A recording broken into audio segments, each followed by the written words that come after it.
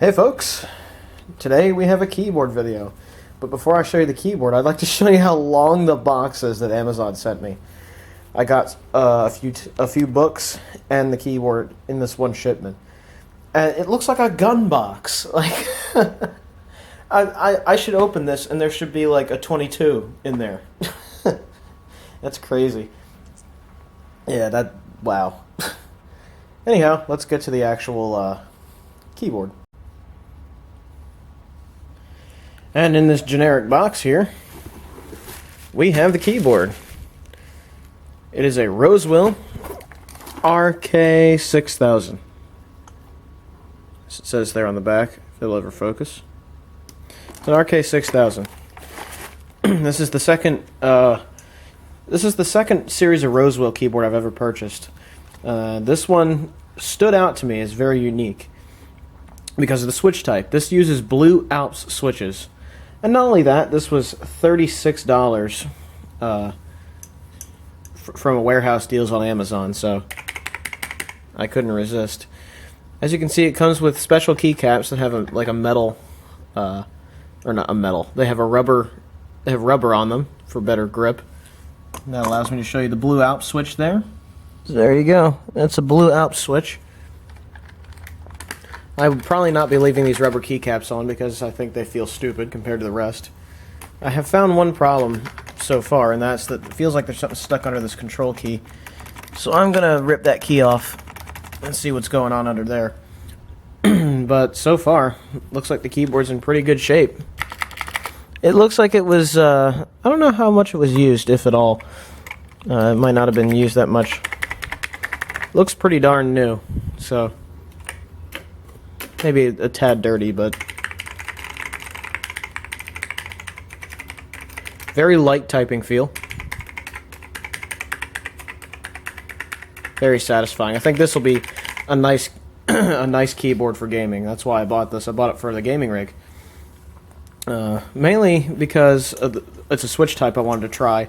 Alps felt good when I gamed on it in the past with Black Alps sliders, so why not try Blue Alps? And Blue Alps so far feels pretty darn good, so that's pretty cool. The only qualm I have with this keyboard is the layout. This control key is a bit larger than normal, as you can see. It's a little bit smaller than the shift key. It has the big enter key and the tiny backspace key, which I can't stand, but for $36, I'm not going to complain that much. And since I'm going to be gaming and not typing as much on this keyboard, this whole thing is just not even really going to matter that much. Because most of the time my hands will be here, doing that. So, it should not be a big deal. Anyhow, I'm going to rip that control key off and see why it's acting so strange. Figured it'd be good to show you the accessories that came with the keyboard. You get drivers on a CD, which you can also download if you want a later version. What the software lets you do is it lets you program the keys to your liking, actually. It lets you assign keys, which is interesting. I'm probably not going to use that and just use the keyboard straight up because I don't need any special features like that with the games I play. You also get a bag of keycaps, of course. Comes with a keycap puller and the rest of the keycaps you need for WASD and the arrow keys. So I'm going to pull this keycap puller out of. So I'm going to take the keycap puller that came with it and pull this control key off and see why it doesn't want to actually. Well, that would definitely do it. There's a little piece of plastic stuck here, and it looks like it used to attach to something. The hell? That's for a cherry mount. This is a little piece of plastic for a cherry mount. I better take the shift key off and investigate that because it might use cherry stabilizers. I'm not sure. No, the shift key uses where is it? Shift key doesn't use cherry stabilizers. So they didn't use a hybrid system or anything like that. This is an all Alps system. It just uses pieces of plastic for stabilization, along with these little plastic things that are embedded in the keyboard down here. And it just uses stabilizing rods connected to these plastic things here. So I don't this looks like it came from another keyboard, like a this looks like something you'd stick on the stabilizer bar of a shift key on a cherry switch keyboard that uses cherry stabilizers. I wonder why that was stuck down there. The things you find when buying used keyboards. Interesting.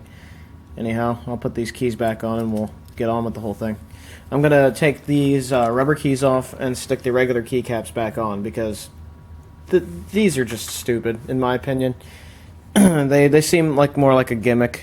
I don't think rubber grips are going to help you that much anyway, so... Boy, I'm having all the luck today. I just did something really stupid. This keyboard was a little bit dirty, so I decided to go in there and, clean it up a little bit. I figured alcohol was the best idea because it dissolves quickly. It's 91%, so there's no real risk of getting water into the keyboard. Well, lo and behold, look what it did to the plastic. It put all these, it has all these, stainy things in it. And when I was wiping it, I was pulling up very black material. So I'm wondering if the alcohol didn't dissolve the plastic at all, which is unusual. I've never had that happen on a keyboard before. As you can see there, I tried to even scrape some of the stains out, which sort of worked, but not really. I don't know if the stains are now embedded in the plastic, or if I can even get them out, or what. But just a word to the wise, don't clean these with alcohol, ever. It makes them look like total crap, as you can see. So luckily the keyboard is still intact and everything and probably works fine, but that just looks bad. So on top of don't clean these with alcohol, don't leave stabilizer adapters in there either. Generally a bad idea. So I've learned a few things about this keyboard. They make it out of evidently some either really cheap plastic, or they paint the or maybe the reason the alcohol, maybe the alcohol thinned paint that was on this plastic. I'm not sure. If it was just paint, then I can just repaint the plastic and it'll be fine. But I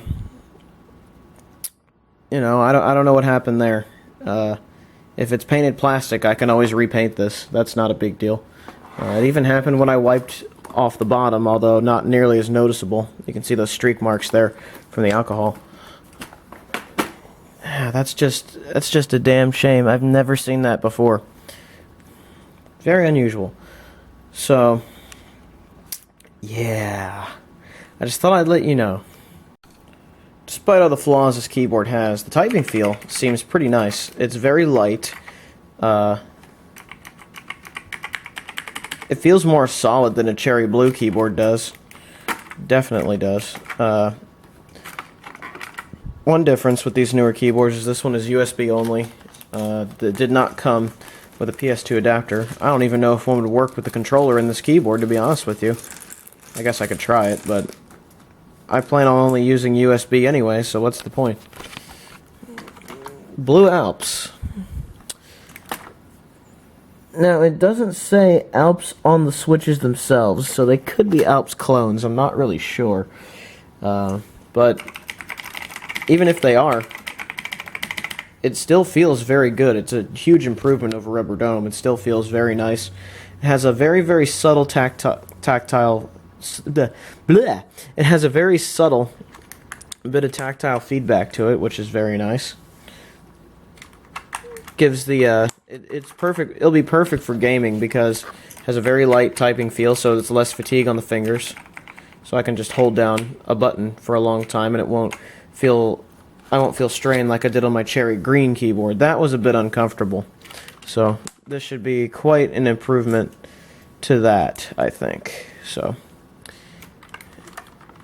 definitely a positive experience so far in the typing feel. I haven't even plugged this into a computer yet, so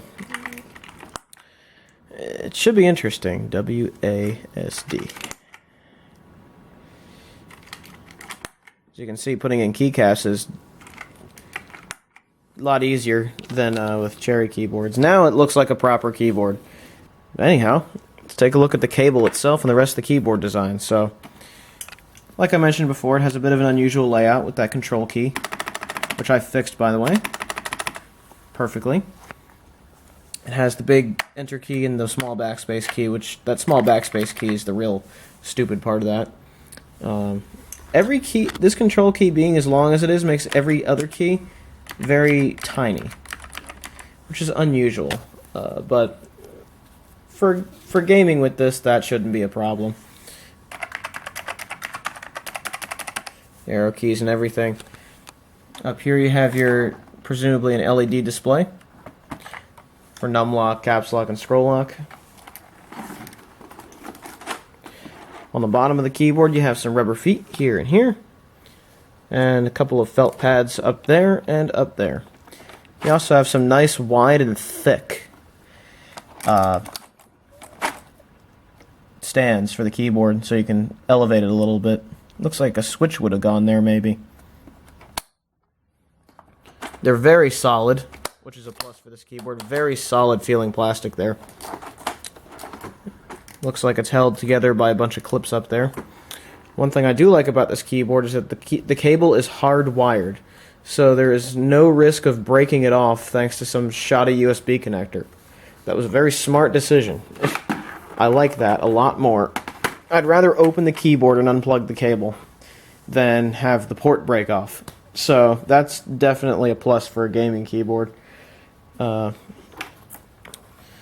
a nice braided cable that ends in a gold USB connector, so that'll be nice. I don't know what the N key rollover. I don't know what the key rollover of this is. It might be 6. I'd have to look online. But I think it's time to give this keyboard a test. Let's take it over.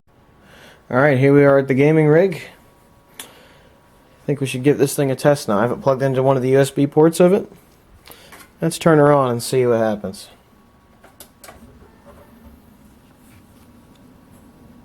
We get lights. Yep. So they literally just put an LED right below the marker on the indicator there. Alright, we're booting into Windows 8.1. This might be the last video I shoot with Windows 8.1 because look at the date.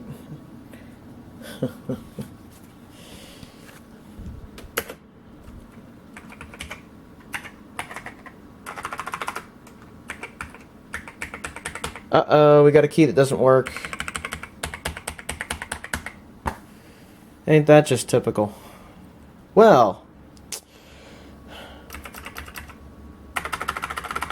what other keys do we have that don't work? That one.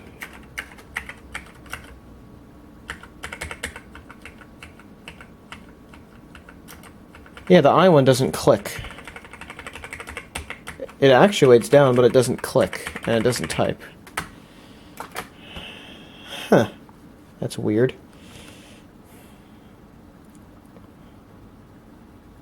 I took the keycap off and the switch itself does not click, so I think the switch itself is bad. That sucks. That sucks a big one.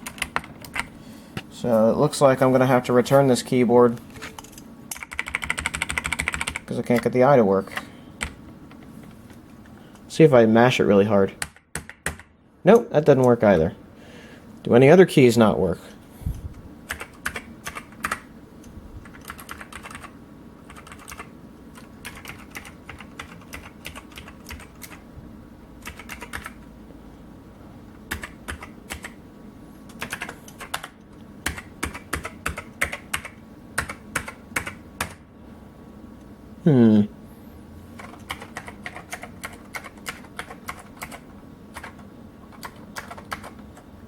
Yeah. It's only the I key.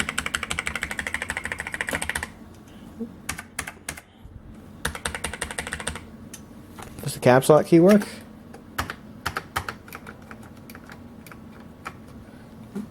Looks like the caps lock key doesn't work either. Num lock works, scroll lock works. Caps lock and I don't. No, caps lock does work. I take it back. The LED doesn't though. Caps lock does work, but the LED does not. So this keyboard's got problems. I'm glad this was through Amazon fulfillment. The fucker doesn't work right. This is what happens when you buy a cheap keyboard. Sometimes you get burned, but the thing is, I'm going to return... what I'm going to do is return this and get another one. I'll get another of the same type, and hopefully that one works properly.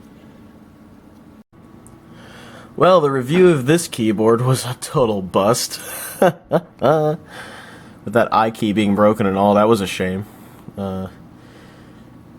So I guess I'll just try to sum up this fail review. So this was the RK-6000 Rosewill keyboard. It's one of their cheapest mechanical keyboards, which says a lot right there. They don't really boast what kind of switch it uses, and I think that's for a reason, because it uses Blue Alps. It uses what looks like Blue Alps switches. They feel a bit like a poor man's cherry blue, which actually feels pretty good on this particular keyboard. It's a shame, because the keyboard feels nice to type on.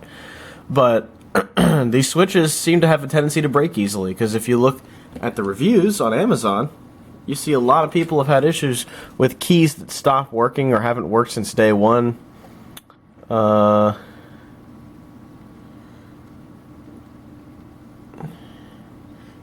someone had a problem. I give 5 stars, but the keys started failing too soon. 4 months, just 4 months, and this person had keys start failing. Now, Sansui 350A and I both thought that might have been soldering issues, but I learned the hard way. It's actually because the switches in this thing are just crap. They're the lowest tier knockoff Alp switches you can buy anywhere, and they have a very, very high failure rate, unfortunately. I bought it from Amazon. At the time, it was $50 new. They've raised the price to almost $60 now, so it's certainly not even worth trying. So that's a shame. You know. Otherwise, it's a pretty good keyboard. The only thing I think is a bit weird is that when you try to clean it with alcohol, it like melts the plastic somehow. I don't know what. I don't know how you could make plastic that cheap that it would do that. I don't know if it was paint or plastic or what that was coming off on that, but that was just bizarre. I've never had that happen to a piece of computer componentry. Because it doesn't happen on these two keyboards here. This is a cheap Dell keyboard that came with my C521 that UXW Bill now has. And of course there's this HP one that feels really nice that I got at the thrift store. Both these are cheap keyboards, but you can run them underwater, you can clean with alcohol, and they don't melt. I mean, at least it has that standard of quality. So, my final review of the RK-6000 is, it could be a great little keyboard, a great cheap little keyboard, but the plastic is crap. And the main issue is that the switches they use are really cheap and nasty. They break easily. So I would advise against getting an RK-6000 if I were you. Because when it comes to mechanical keyboards, if you buy them this cheap, you get what you pay for. I mean, the list price is $70, but it's not even worth that. I have another keyboard review on the way. It's a much better deal. I think it's an $80 keyboard, $80 to $100, somewhere around there. But it wasn't $50, you know, like this one was new on Amazon for a little while.